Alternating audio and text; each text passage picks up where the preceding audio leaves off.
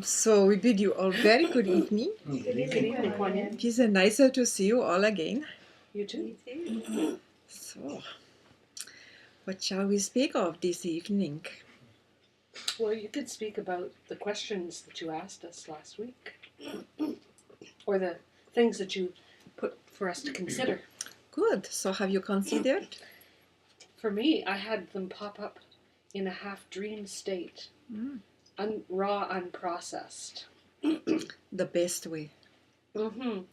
And You know, processed foods are not good for you. Neither are processed thoughts. Right. And I hope I can remember it correctly, but I believe one piece of it was with regards to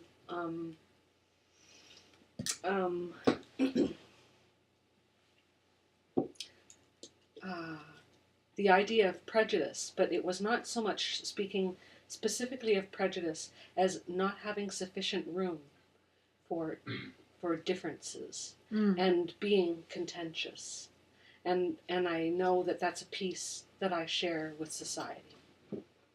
In response to your question, what do you hold within yourself and or that is within your society that is yet to be healed? Yes, this is a small one. We have been speaking together about prejudice for the last week or so. Well,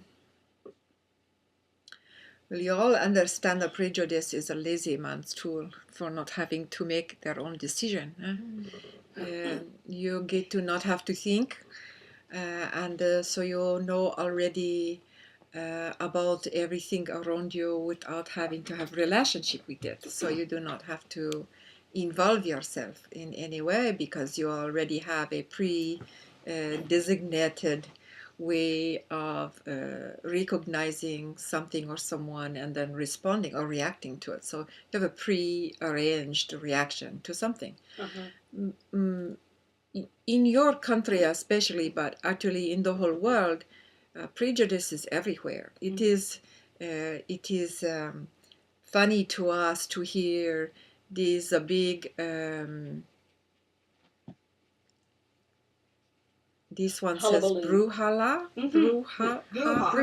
brouhaha about color prejudice. Color prejudice is not so important because it is so visible. But you have prejudice within your religions, within your politics, within your educations, within your workspace, between your genders, between your sexuality. With everything you take There exception is to. not anything that any area in your lives where there is no prejudice is not rampant. It is that you don't recognize it as such, and unless you are on the receiving end of it, or unless your fears are triggered around a certain facet of it, you do not even recognize it is there. If you want to look at your capitalistic way of being in your world, it is based on prejudice. The prejudice that to have money is better than to not have money. This is a prejudice. The prejudice that if you are going to be considered successful in your life, you must have made a business or have a big house or have a lot of cars. This prejudice, it is the motivator that has been forcing all of you to come in competition for what you call your capitalistic society, your free society. You are probably the least free of peoples that we have ever meted, because you are so limited by other people's judgments about what is right or wrong.